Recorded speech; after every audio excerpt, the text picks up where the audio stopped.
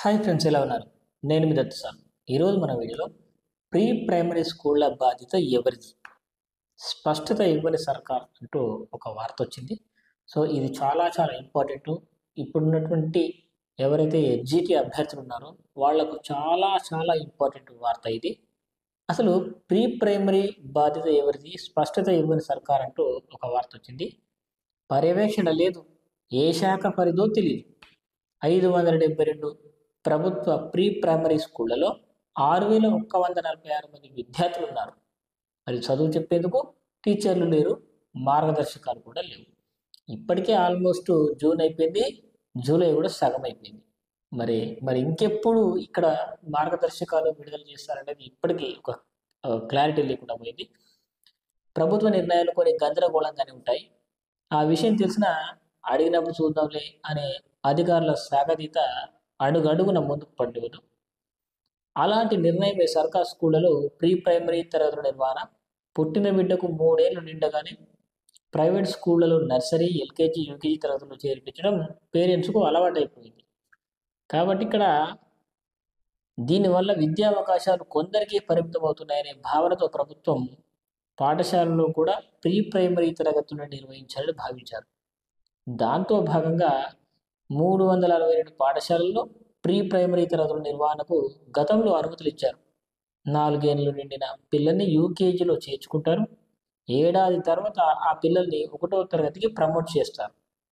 ప్రస్తుత విద్యా సంవత్సరం 2025-26 ఈ అకాడమిక్ ఇయర్లో మరో 210 ప్రీ ప్రైమరీ తరగతులకు ప్రభుత్వం అనుమతి ఇచ్చింది.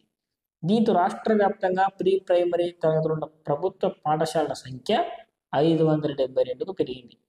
ఈ స్కూళ్లలో 6146 మంది విద్యార్థులు చేరారు. ఇప్పుడు వీళ్ళ భవిష్యత్ ప్రశ్నార్థకంగా మారింది.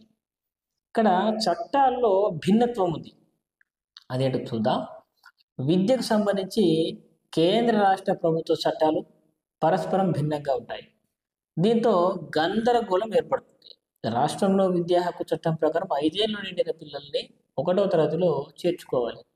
కేంద్ర ప్రభుత్వం తెచ్చిన నూతన విద్యా విధానం ప్రకారం 6 ఏళ్లు నిండిన పిల్లల్ని 1వ తరగతిలో చేర్చుకోవాలి. రాష్ట్రంలో స్టేట్ సిలబస్ ఉన్న ప్రభుత్వ స్కూళ్లలో 5 ఏళ్లు నిండిన వారికి 1వ తరగతిలో ప్రవేశం కల్పిస్తున్నారు.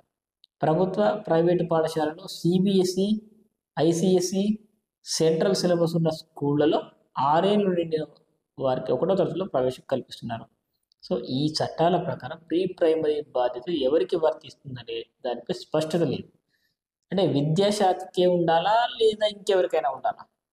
ప్రీ ప్రైమరీ తరగతుల నిర్వహణ బాధ్యతలు విద్యాశాఖ పరిధిలోనే ఉండాలని పిల్లల తల్లిదండ్రులు కోరుకుంటున్నారు.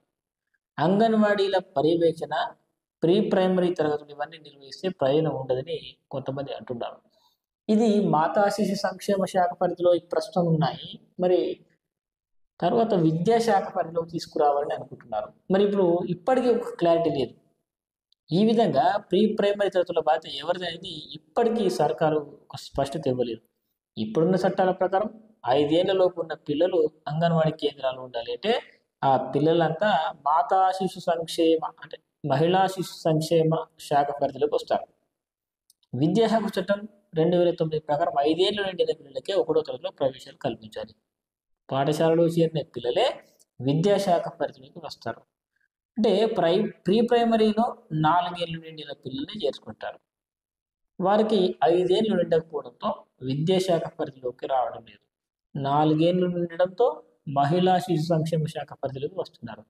దీనిపై రాష్ట్ర ప్రభుత్వం స్పష్టత ఇవ్వకపోవడంతో అయోమయం నెలకొంది. ఇది మాత్రమే కాదు, అందులో పాఠశాలలో ఇప్పుడున్నటువంటి అంగన్వాడీలో 10th క్లాస్ ఎలిజిబిలిటీతో ఉన్నటువంటి కొంతమంది మాత్రమే పనిచేస్తున్నారు వర్కర్లు.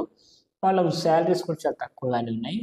కానీ పాఠశాల పరిధిలోకి తీసుకొస్తే ఈ ప్రీ ప్రైమరీకి కూడా ప్రత్యేకించి ఈ ఎస్జిటి అభ్యర్థులు ఉంటారు కదా, వాళ్ళకు అవకాశం కల్పిస్తారు ప్రత్యేక కోర్సు చేసిన వాళ్ళకి.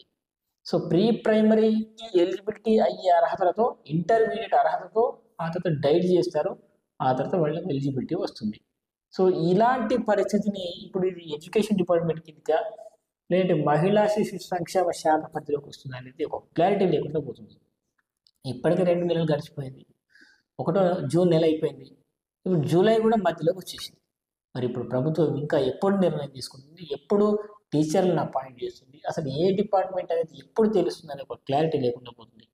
దీనిపైన మీ అభిప్రాయాన్ని కామెంట్ సెక్షన్లో తెలియజేయండి. Thank you friends. Thanks for watching. Bye.